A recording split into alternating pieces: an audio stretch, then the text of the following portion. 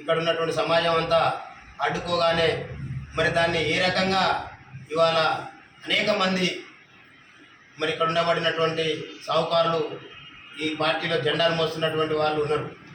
కానీ నిన్నటి వరకు మరి బీఆర్ఎస్ పార్టీ వేల కోట్ల కాంట్రాక్టులని మోసినటువంటి కాంట్రాక్ట్ చేసినటువంటి నాయకుని తీసుకొని వచ్చి ఇవాళ కాంగ్రెస్ పార్టీ జెండా పట్టుకొని మరి అనేక సంవత్సరాల నుండి దామన్నా దామన్నా అని తిరిగేటటువంటి నాయకుల నోళ్ళల్లో మట్టుకుపోయడం, రమేష్ అన్న అని మరి జెండాలు మోసి వాళ్ళకి బీఫామ్ రాకపోతే కిరోసిన్ మోసుకుని తగలబడేటటువంటి పరిస్థితి దానికి అయినటువంటి అనేక మంది కార్యకర్తలు ఇవాళ ఆలోచించాల్సినటువంటి సమయం. ఇవాళ దామన్న ఎమ్మడి తిరిగితే రమేష్ అన్న బొందబెట్టినటువంటి పరిస్థితి పోటీ చేసిన కాడ. మరి రమేష్ అన్న ఎమ్మడి తిరిగితే దామన్నమ్మ వర్గం బొందబెట్టినటువంటి పరిస్థితి. అంటే ఇంతకాలం ఆ పార్టీల యొక్క జెండాలు మోసి చివరికి పదవులు వచ్చే సమయం రాగానే మరి యొక్క పదవుల్ని ఈ అగ్రవర్ణ పార్టీలు, అగ్రవర్ణ నాయకులు ఈ బీసీ, ఎస్సీ, ఎస్టీ, మైనార్టీలకు దక్కకుండా మరి కాంట్రాక్టర్లని, బడా నేతల్ని తీసుకొని వచ్చి ఇవాళ పదవులు ఇస్తున్నటువంటి దుర్మార్గమైనటువంటి చర్యల్ని మరి తెలంగాణ రాజ్యాధికార పార్టీ ఖండిస్తూ ఉంది. మరి ఆ పార్టీలలో ఉండబడినటువంటి మా బీసీ, ఎస్సీ, ఎస్టీ, మైనార్టీ బిడ్డలు ఇప్పటికైనా ఆలోచన చేయాల్సినటువంటి అవసరం ఉంది.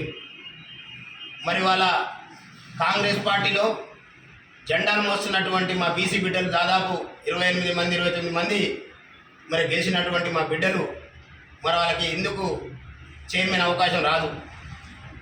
వాళ్ళకు లేనటువంటి అనర్హత ఏంది, ఇచ్చినటువంటి వాళ్ళకు ఉన్నటువంటి అర్హత ఏందో ఈ కాంగ్రెస్ పార్టీ చెప్పాల్సినటువంటి అవసరం ఉంది. ఇవాళ ఇక్కడ ఉన్నటువంటి బీఆర్ఎస్ పార్టీ ఎమ్మెల్యే మరి అలా కాంగ్రెస్ పార్టీతో కుమ్మక్కై ఇవాళ ఆ పార్టీ నుండి చైర్మన్ అభ్యర్థిని ప్రకటించకుండా ఇవాళ కాంగ్రెస్ పార్టీకి 5 కోట్ల రూపాయలకు అమ్ముడుపోయి తన వద్ద కాంట్రాక్ట్ చేసినటువంటి వ్యక్తిని మళ్ళీ వాళ్ళకు ఒప్పజెప్పి ఇద్దరు కలిసి డ్రామాలు ఆడి మా బీసీ వర్గాలను అణచివేస్తున్నటువంటి దుర్మార్గాన్ని ఇప్పటికైనా బీసీలు అయినటువంటి వాళ్ళు మరి ఆ యొక్క పార్టీలు తిరుగుతున్నటువంటి వాళ్ళు ఇప్పటికైనా తెలుసుకొని మరి అవి మన పార్టీలు కావు, మనల్ని ఉద్ధరించడానికి వచ్చినటువంటి పార్టీలు కావు. మనల్ని 78 సంవత్సరాల నుండి మనతో జెండాలు మోపిస్తూ ఎక్కడైనా మనకు అవకాశం వచ్చిందంటే 2 పార్టీలు ఒకటై కుట్రలు చేసి మరి 2 పార్టీలు అనేక చోట్ల వాళ్ళ డాక్టర్ రామ్మూర్తి గారు కావచ్చు, ఎడ్ల వీరమ్మలు గారు కావచ్చు, ఇంకా అనేక మంది పోటీ చేసిన దగ్గర ఈయన క్యాండిడేట్ అనుకున్న కాడ ఆయన వాళ్ళకు వ్యతిరేకంగా డబ్బులు పంపడం, ఆయన క్యాండిడేట్ అనుకున్న కాడ ఈయన వ్యతిరేకంగా డబ్బులు పంపి తెలివైనటువంటి వాళ్ళని కౌన్సిలర్లు కూడా గెలవకుండా అడ్డుకునేటటువంటి కుట్రలు చేయడం, గెలిచిన తర్వాత ఒక డాక్టర్ లాంటి వ్యక్తుల్ని ఇవాళ చైర్మన్ అని చెప్పినటువంటి మరి ఆయన నాయకుడు ఇవాళ చేతులెత్తి మరి నేనేం చేసే పరిస్థితి లేదని చెప్పుకోవడం. అందుకనే మిత్రులారా, తెలంగాణ రాజ్యాధికార పార్టీ ఈ రాష్ట్రంలో ఉండబడినటువంటి 95% పైన ఉండబడినటువంటి మన వర్గాలకు రాజ్యాధికారమే లక్ష్యంగా ఇవాళ ఈ రాష్ట్రంలో పోరాటం కొనసాగిస్తూ ఉంది ఈ అగ్రవర్ణ పార్టీల మీద.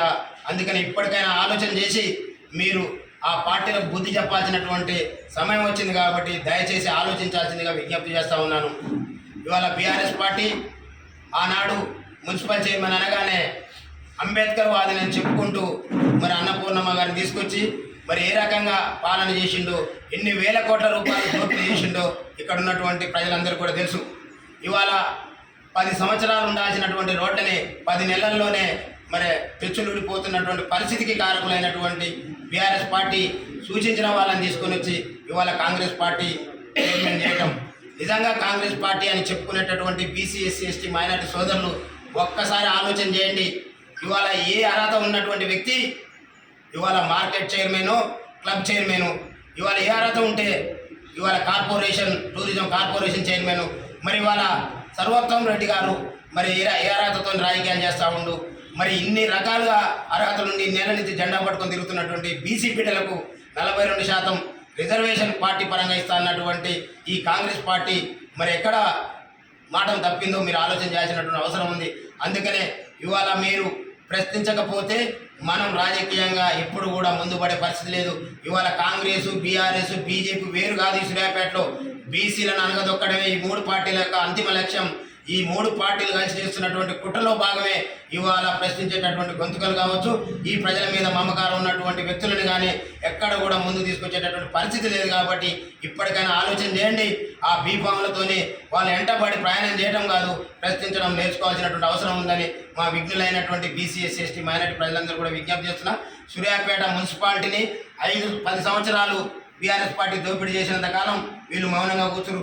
ఇవాళ మీ వంతు వచ్చింది, మీరు దోపిడీ చేయండి, మేము మౌనంగా ఉంటామని ఇవాళ బీఆర్ఎస్ నాయకుడు మరి బీఆర్ఎస్ పార్టీ ఎమ్మెల్యే ఇవాళ కాంగ్రెస్ చేతిలో పెట్టి ఆయన మనిషినే కాంగ్రెస్ పార్టీ నుంచి ఇవాళ చైర్మన్ అభ్యర్థిగా పంపించడం అంటే సూర్యాపేట ప్రజలు నిజంగా నవ్వుకుంటున్నటువంటి పరిస్థితి.